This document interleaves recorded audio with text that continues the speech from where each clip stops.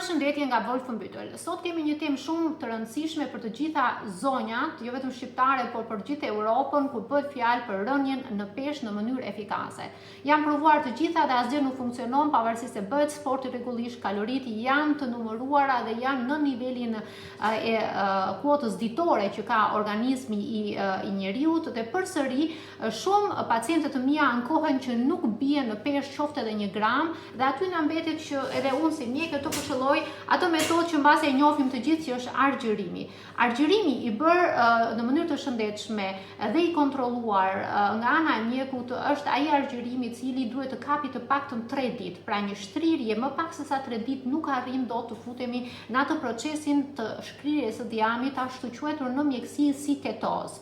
Në ditën e parë të argjërimit kemi një uritë të madhe, por që duhet në ana psiqike ta kemi të vendosur që duhet t'ja bëjmë këtë argjërim, nëse jemi të motivuar me të vërtetë të bijem në peshë. Prandaj në ditën e parë sfida është që t'i rezistojmë ndjenjës së urisë, duke bërë që në 36 orët e para të argjërimit të jetojmë dhe të furnizojmë trupin me energji përmes depove të sheqerit, të cilat janë të depozituara në mëlçi dhe në muskuj. Pra përdorim glikogenin i cili lejon që funksionet vitale të vazhdojnë të funksionojnë dhe ne mund të bëjmë qoftë profesionin dhe madje edhe sport gjatë argjërimit, sepse kemi akoma depozita të sheqerit. Pasi kalojt 36 orë i parë dhe sheqeri në mëlçi, në muskuj është ezauruar, atëherë kalohet në procesin e ketozës, që është procesi i shkrirjes së diamit, dhe shkrirja e molekulave të diamit në formën e ketoneve, që janë ato molekulat më të vogla dhe më të vogla se glukozës, lejon që të prodhohet energji shumë e madhe, më e madhe madje se sa ajo që jep sheqeri i zakonshëm në gjak, në mënyrë të tillë që muskujt trurit të vazhdojnë të funksionojnë normalisht. Pra, pasi kemi arritur 1 ditë e gjysmë argjërim, kemi kaluar në procesin e shkrirjes së diamit. Kemi humbur deri në këtë moment vetëm ujë, dhe pas 36 orës fillojnë që të humbasim edhe diamin, sidomos në pjesën e barkut dhe aty ku depozitohet secili sipas anatomisë së tij të trupit. Dita e dytë shënon sfidën po ashtu më të madhe të argjërimit, kur arrim në ditën e tretë, që e kemi kaluar pra kufirin më të madh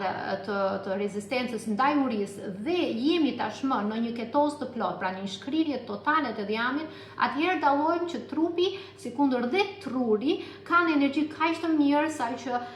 ndjejmë një qartësi mendore, niveli i përqendrimit, qoftë në punë, qoftë për ata që janë nxënës ose student, kanë aftësi për të memorizuar shumë mirë, pra një qartësi shumë të madhe fizike dhe mendore, dhe një fuqi e cilën nuk e njohim nga sheqeri i zakonshëm, sepse ketonët janë një burim akoma më i fuqishëm energjie se ç'është vetë sheqeri. Prandaj dita e tretë e argjërimit është dita e lumturisë, ku secili prej nesh pyet vetëm pse nuk e kam provuar më përpara argjërimit,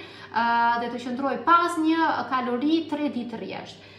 Kur i kemi plotësuar 3 ditë argjërim dhe trupin e kemi futur në procesin e shkrirjes së diamit,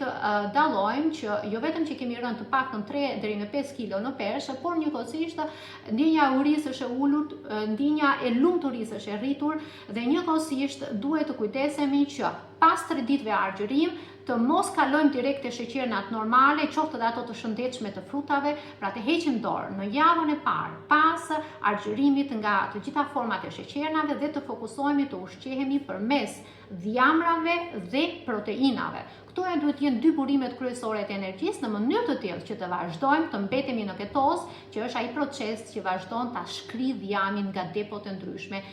që e kemi të depozituar në trup. Provojeni dhe mendoj që do riktheheni përsëri dhe për ta bërë mbase rregullisht një argjërim qoftë mujor ose në data të caktuara kur ju mendoni që shëndetin ka nevojë për një ristartim. Ju përshëndes nga Wolfenbüttel dhe qëndroni të shëndetshëm. Mirupafshim.